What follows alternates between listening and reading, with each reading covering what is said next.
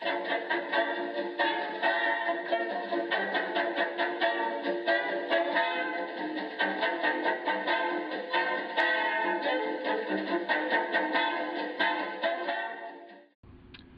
the very beginning of Florida's history, it's always been a little bit exotic, a little bit strange, and lots of interest. Even today we have guidebooks to get us around in Florida and take us to all the interesting places and that sort of thing. This is a brand new one. But there have always been others too. And that's one of my own favorite little subtopics of Florida history. And I very much enjoy looking through old Florida books, old Florida guidebooks. And this one certainly is one of the ones that has the very best title. It's a book by a woman who calls herself Sylvia Sunshine. And she wrote a book entitled Petals Plucked from Sunny Climes. And she takes us down along the St. John's and that area and tells us what to look for and all of those sorts of things. It's actually a woman from New England whose name was Abby Brooks, and I was talking with a young graduate student recently who had found her diaries and that sort of thing. So that's something that's going to be published in the near future. Another one of the wonderful titles from this period of time, which is the 1870s, the 1880s, before there was a lot of railroading in Florida, and you'd come down to Jacksonville and get on a steamboat, maybe go down the St. John's and the Ocklawaha, where tourists were encouraged to shoot alligators and strange things like that. George Barber, about that time, wrote a book, and it's another title that I love, Florida for Tourists, Invalids, and Settlers. George Barber ran across some of the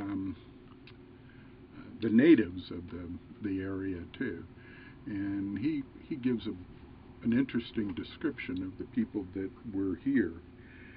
He talks about the Florida natives, the genuine unadulterated cracker, the clay-eating, gaunt, pale, tallowy, leather-skinned sort, stupid, solid, staring eyes, dead and lusterless, unkempt hair, generally tow-colored, and such a shiftless, slouching manner as simply savages.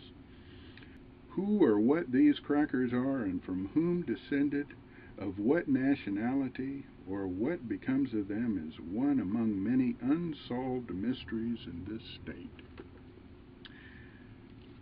And people today would probably agree with him. The folks who've been here a long, long time. Helen Harcourt, about that time, wrote a book for women settlers, Florida Fruits and How to Raise Them.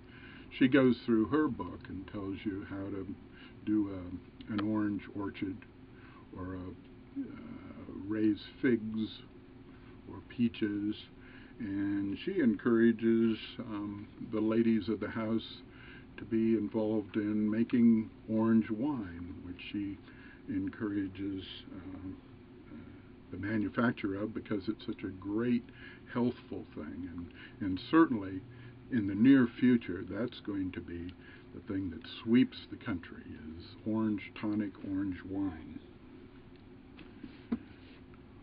The great Southern poet Sidney Lanier came down too. He had tuberculosis, he was a consumptive, came down for his health, but along the way he interested one of the railroad companies in underwriting his journey down here, and he wrote a book called Florida, Its Scenery, Climate, and History. He visited most of the state, mostly via boats, once he got off of the train, and came along and actually visited Pinellas Peninsula here, as did this person here, who wrote a book entitled Camping and Cruising in Florida. This particular person was just amazed with the amount of wildlife and the incredible flocks of birds and that sort of thing. He also landed near Tampa and talks about the huge stands of longleaf pine here in my county, which is called Pinellas, because of those pine trees. And whether you're reading about modern day Florida for your vacation or reading about the days of old and the way Florida used to be, I hope you have a great time reading.